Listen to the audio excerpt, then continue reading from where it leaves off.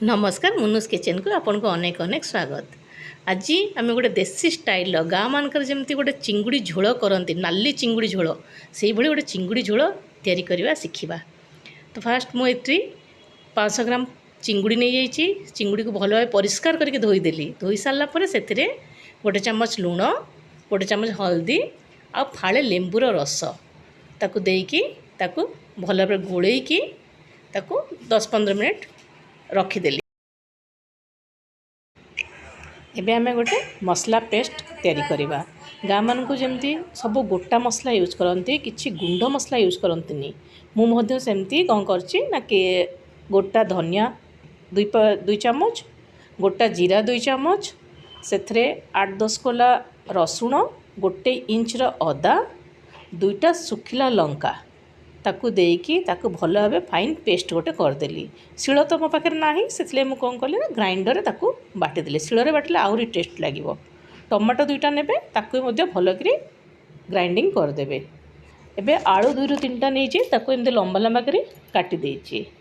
पियाज 2टा नेली, बड़ साइज पियाज 2टा नहीं छोट छोट कर काटी देछि। कहीं मसलार पियाज पकईने से आमको 2टा पियाज नाक पड़ो। बर्तमान मु कड़े तेल गरम कली, ताते तेल पकईकरी आलू को पकईली, से टिके हल्दी टिके लुण देकी आलू को भाजीदेली। से तेल रे चिंगुड़ी को बर्तमान मु भाजिली। देखो चिंगुड़ी को एभली भाव छाणी देछि। भाजिले चलिबो, आपन छाणिले चलिबो।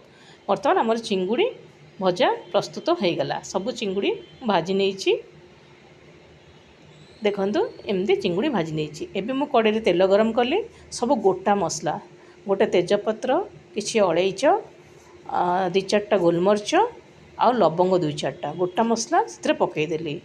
टिके मसला हो गला परे से पियाज पकईदेली, कटा पियाज पकईदेली। कटा पियाज टिके कलर चेंज हो गले, टिके ब्राउन कलर आसीगले से आम जो मसला बाटी थिबा से मसलाटा को पकईदेबा। मसला पकईदेली, मसला को टिके कषिबा। तापर से मु हल्दी गुंड 1/2 चामच, स्वाद अनुसार लुण पकई देकी ताको आउ टिके कषिली। बर्तमान देखंतु मसलार कलर टिके चेंज हो आसलानी।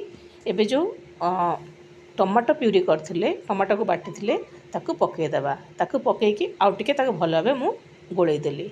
टिके मसला हो गला परे जो आलू भाजिकी रखिथिली तापर से आलू को से पकईदेली। आलू को मध्य टिके कषिली। आलू को 1-2 मिनट कषि सारा परे भजा होता चिंगुड़ी की पकईकी टिके कषिदेली। 2-3 मिनट कषि सारापर से पानी देदेली। पानी दे सारा तापरे ताको 5-7 मिनट फुटिया छाड़देली। बर्तमान आमर तरकारी प्राय प्रस्तुत हो गलानी। एथिरे टिके गरम मसला देकी ताको ओल्हेई देबे। एबे प्रस्तुत हो गला आमर चिंगुड़ी झोल। Thank you.